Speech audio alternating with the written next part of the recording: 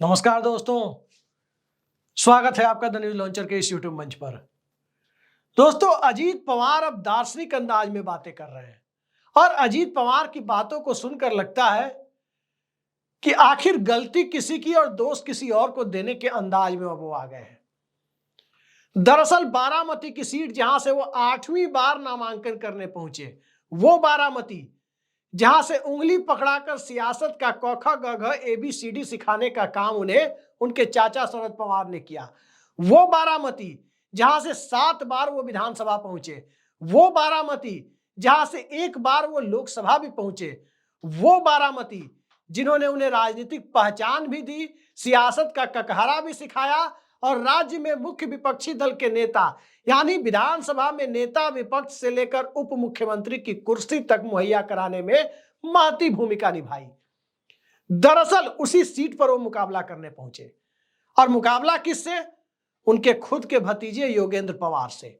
योगेंद्र पवार शरद पवार वाली एनसीपी के अध्यक्ष हैं।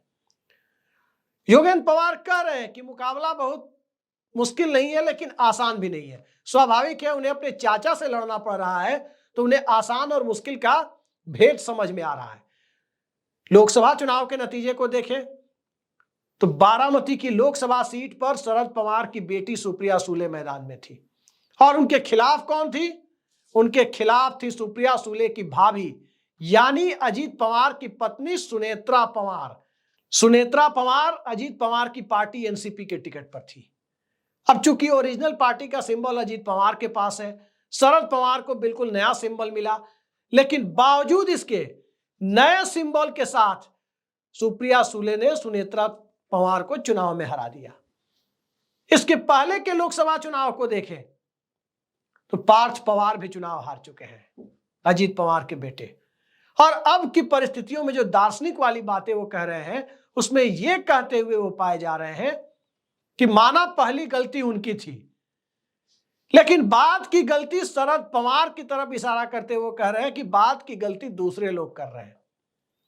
परिवार को एक होने में समय लगता है, ये सारी बातें वो कह रहे हैं, लेकिन क्या ये सब बातें उन्हें तब याद नहीं आई जब वो पार्टी तोड़कर दूसरी तरफ जा रहे थे, जब वो अपने चाचा के खिलाफ बगावत कर रहे थे? 2 बार बगावत की, एक बार तब, 2 बार दरअसल खुली बगावत की।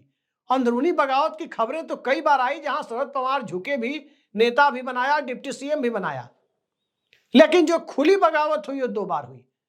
एक जब सुबह में 2019 में अचानक सुबह 5-6 बजे देवेंद्र फडणवीस ने मुख्यमंत्री पद की शपथ ली और आश्चर्यजनक रूप से हमेशा की तरह कई बार के डिप्टी सीएम रहे अजीत पवार ने भी डिप्टी सीएम के तौर पर शपथ ली। शरद पवार को कुछ नहीं पता। शरद पवार अपने घर पे बैठे हुए, पता चला उनके विधायक दल के नेता और उनके भतीजे ही चले गए, समर्थन पत्र दे आए और शपथ भी ले ली डिप्टी सीएम की।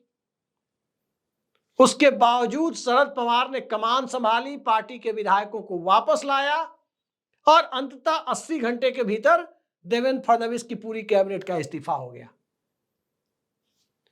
अजीत पवार को उसके बावजूद माफ कर दिया।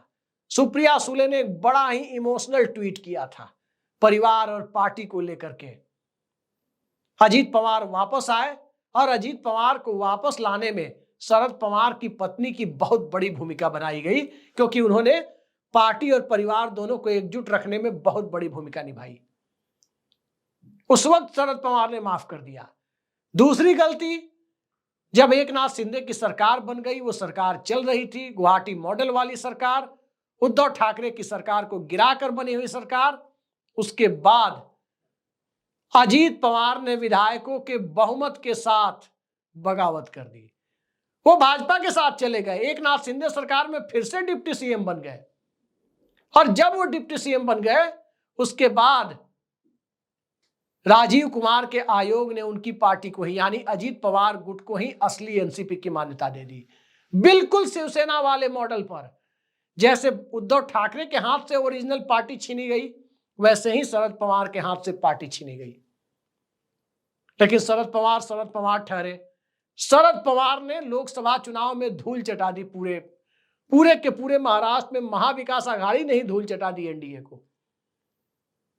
और अब अजीत पवार विधायक बनेंगे कि नहीं बनेंगे, यह सवाल सबसे बड़ा सवाल हो गया है। उस वक्त उन्हें परिवार और पार्टी की याद आ रही है, गलतियों की याद आ रही है कि अब कौन लोग गलती कर रहे हैं।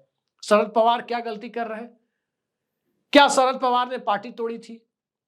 क्या शरद पवार ने अजीत पवार का टिकट काटा था? क्या शरद पवार ने अजीत पवार को विधायक दल के नेता पद से हटाया था?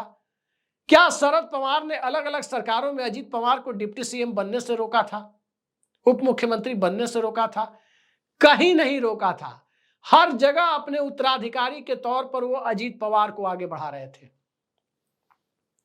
अब नौबत यहां तक आ गई कि अजीत पवार शरद पवार के साये से बाहर निकलना चाहते थे।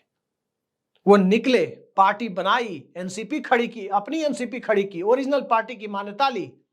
और अब जब चुनाव में हालत पतली नजर आ रही है, बारामती पूरी तरह से सीनियर पवार यानी शरद पवार के साथ है, तो उस परिस्थिति में अजीत पवार को लग रहा है कि अब गलती शरद पवार खेमे की तरफ से हो रही है। यह बात वो स्वीकार कर रहे हैं कि पहली गलती उन्होंने की। पहली गलती उन्होंने की तो प्रायश्चित क्यों नहीं किया? और सब कुछ जानते हुए गलती क्यों की? क्या उन्होंने पैचअप की कोशिशें की? कई सारे ऐसे बयान तो शरद पवार की मौजूदगी में भी दिए गए, अलग अलग कैंप के लोगों के द्वारा। और उस मौजूदगी में दिए गए बयान में उम्र का भी हवाला दिया गया, स्वास्थ्य का भी हवाला संकेतों में देने की कोशिश की गई। शरद पवार ने सब कुछ बर्दाश्त किया।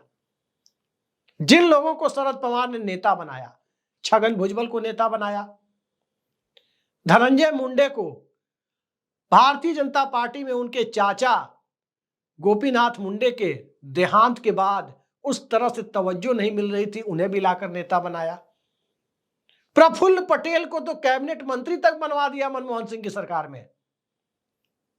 लेकिन ये सारे लोग अजीत पवार के साथ चले गए।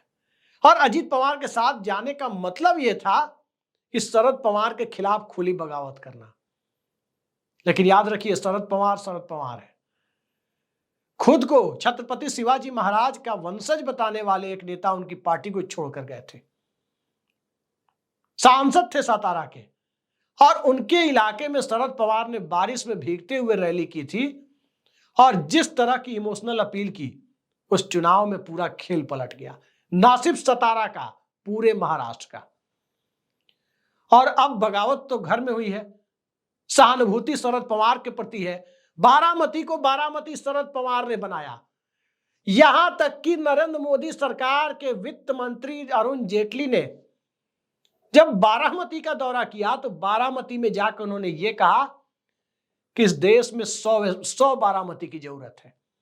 स्मार्ट सिटी का कॉन्सेप्ट नरेंद्र मोदी भी लाए, लेकिन एक भी स्मार्ट सिटी नरेंद्र मोदी के जमाने में जिस प्रोजेक्ट को लेकर के नरेंद्र मोदी आए थे, बारामती नहीं बना पाए। बारामती बनाने का क्रेडिट जनता अजीत पवार को नहीं, शरद पवार को देती है। योगेंद्र पवार चुनाव लड़ रहे हैं तो शरद पवार की ताकत के बूते लड़ रहे हैं। और अजीत पवार जो अब तक शरद पवार की ताकत के बूते लड़ते रहे, अब उन्हें कहीं ना कहीं खुद की ताकत का एहसास हो गया। और खुद की ताकत जब उन्हें जमीन पर खिसकती हुई दिखाई दे रही है, तब उन्हें लग रहा है कि नहीं, पहली गलती उन्होंने की और दूसरे लोग गलती कर रहे हैं। तो क्या अजीत पवार के कहने का मतलब यह है कि सारी बातें भूल करके उन्हें फिर से पार्टी में वापस ले लिया जाए? आज की तारीख में जब चुनाव प्रक्रिया शुरू हो गई, कोई उन्हें वापस नहीं ले सकता। नॉमिनेशन पड़ गए, कल आखिरी दिन है नॉमिनेशन का। और इन सब से आगे बढ़कर देखें तो शरद पवार ने कई मौके देने के बावजूद, अगर उनका दिल टूटा, जिस तरह से जुड़ा था तो पूरे भरोसे के साथ जुड़ा था, और जब भरोसा टूटा तो पूरे मन से टूटा। राजनीतिक रूप से इस प्रकार टूटा कि उन्होंने रोहित पवार को पहले आगे बढ़ाया। जब अजीत पवार थे, जब उनके बारे में खबर मिल रही थी, उसी दौर में रोहित पवार को भी आगे बढ़ाया। यहां तक बयान दिया कि दिल्ली में पंत प्रधान यानी प्रधानमंत्री बनने के महाराष्ट्र के सपने को रोहित भविष्य में पूरा कर सकते हैं। सुप्रिया सुले पहले ही आ गई थी और अब योगेंद्र पवार भी आ रहे हैं। तो सियासत इसी तरह से चलती है। और खासकर परिवारवादी पार्टियों में, कोई पार्टी इस देश में, क्या कांग्रेस, क्या भाजपा, क्या सपा, क्या राजद, कम्युनिस्ट पार्टियों को छोड़ दें, मोटे तौर पर इस देश में कोई पार्टी परिवारवाद से अछूती नहीं है। और परिवारवाद को इस देश की जनता ने भी काफी हद तक जब आत्मसात कर लिया है, परिवारवादी लोकतंत्र को, तो अजीत पवार के सामने परिवार का साथ छोड़ने की वजह से जो दुश्वारियां खड़ी हैं उसमें कोई कमी नहीं हो सकती। उत्तर प्रदेश में चाचा ने भतीजे के खिलाफ बगावत की थी, लेकिन अपनी सीट से वो विधानसभा पहुंच गए थे। समाजवादी पार्टी छोड़े थे शिवपाल सिंह यादव, प्रगतिशील समाजवादी पार्टी बनाई थी। लेकिन महाराष्ट्र की सियासत अलग है। दरअसल तब चाचा और भतीजे की सीट अलग अलग थी, इलाके अलग अलग हो गए थे। यहां तो इलाका और सीट दोनों सेम है, बारामती ही है। जो गढ़ शरद पवार का है, दावेदारी अजीत पवार की है। लेकिन जनता उस दावेदारी को कितना स्वीकार करती है, संभवतः उस जनता के बीच में अपनी स्वीकार्यता को लेकर जमीनी हकीकत अजीत पवार को जानकारी में मिल गई है कि क्या है, और यही उनके दर्द को बयां करने का सबसे बड़ा कारण बन गया है। आगे आगे देखिए, बारामती के चुनाव पर पूरे देश की नजर रहेगी कि बारामती में सीनियर पवार बनाम अजीत पवार। भूल जाइए योगेंद्र पवार, भूल जाइए सुप्रिया सुले, भूल जाइए सुनेत्रा पवार और भूल जाइए पार्थ पवार। यह लड़ाई सीधा सीनियर पवार बनाम अजीत पवार के बीच में आकर रुक गई है। और महाराष्ट्र की राजनीति में बुजुर्गों का सम्मान हमेशा से रहा है।